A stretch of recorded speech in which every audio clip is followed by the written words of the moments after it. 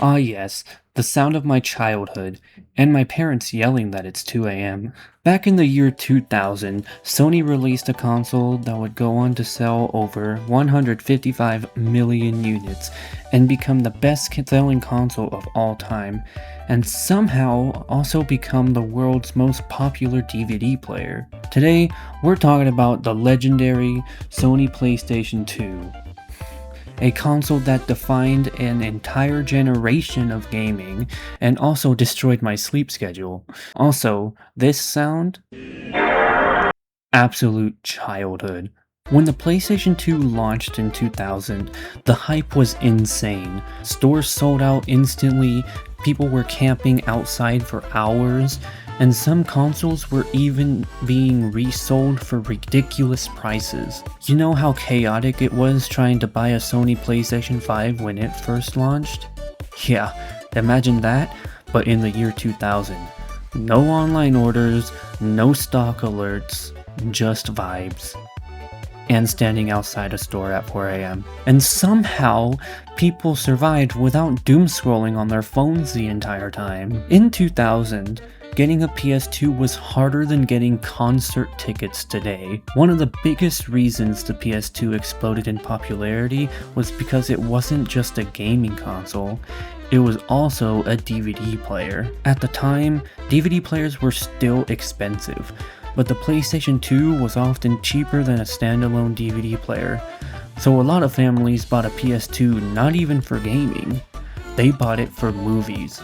But what really made the PlayStation 2 legendary was the games. The PS2 had over 3,800 games, which is absolutely ridiculous. But while it had over 3,800 games, at least 600 of them were games you probably found in a random $5 bin.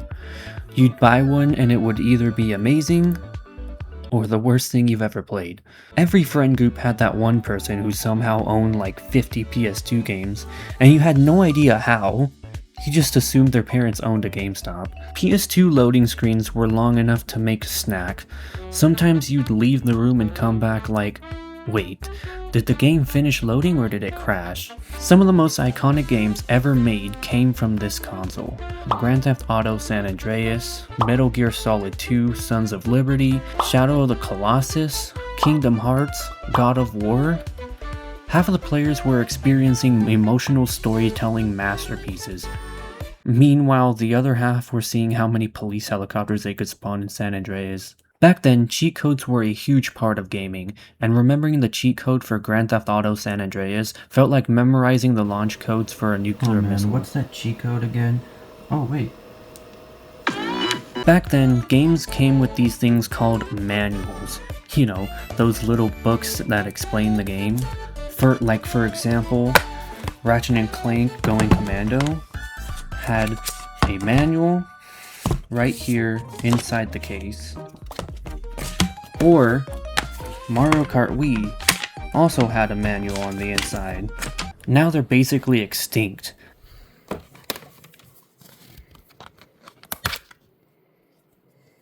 Aww.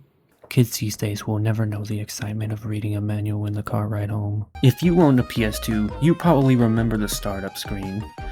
You'd hear this mysterious sound, floating towers would appear, and nobody really knew what it meant.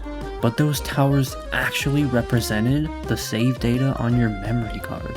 Which meant, if you played a lot of games, your PS2 startup looked like the skyline of New York. The PS2 didn't have internal storage. Everything was saved on a memory card. Specifically, the PlayStation 2 memory card. You didn't own a PS2 unless you had at least one memory card labeled with a Sharpie.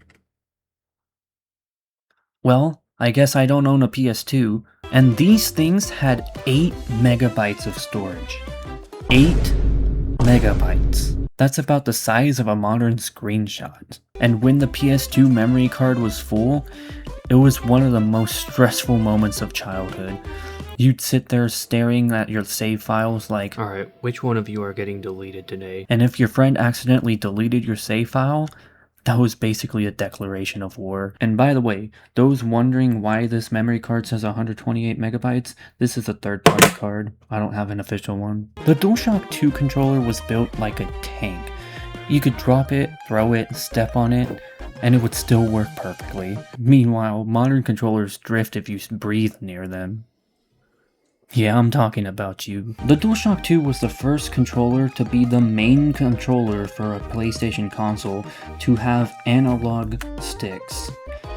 Yes, the PS1 had an analog controller, but the PS2 was the first console to have it as its main controller. The DualShock 2 also had analog buttons, which means the buttons were pressure sensitive, so in games like Gran Turismo, you could press the buttons a little or a lot, and your car will move at different speeds. The PlayStation 2 also had some interesting accessories. One of the strangest was the iToy, which was basically an early motion control camera. It lets you control games by moving your body in front of the camera, which means Sony was experimenting with motion controls years before it became popular. Or before it actually worked well. Xbox 360 Connect, anybody? PS2 discs were apparently made of the most fragile material known to mankind. You could scratch them by looking at them wrong.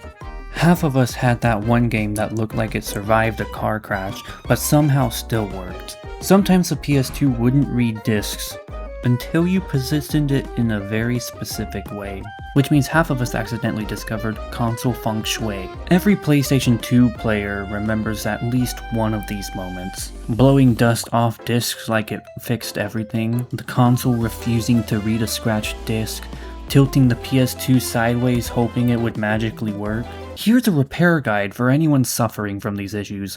Step 1, panic. Step 2, blow on the disc. Step 3, pray. More than 20 years later, the Sony PlayStation 2 is still the best-selling console ever made.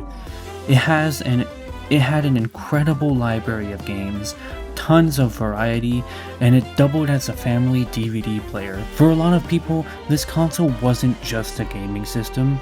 It was basically the entertainment center for an entire generation. It was a DVD player, a gaming system, and a device that somehow convinced our parents we were learning hand-eye coordination. So if you grew up with the PS2, let me know your favorite game in the comments. And if you enjoyed the video, please consider hitting that like button, subscribe, and hit that notification bell to not miss anything else that I post to this channel. And also go make sure to subscribe to my gaming channel, Chris1033 Gaming, if you would like to see some gaming content from me. And I will see you guys later.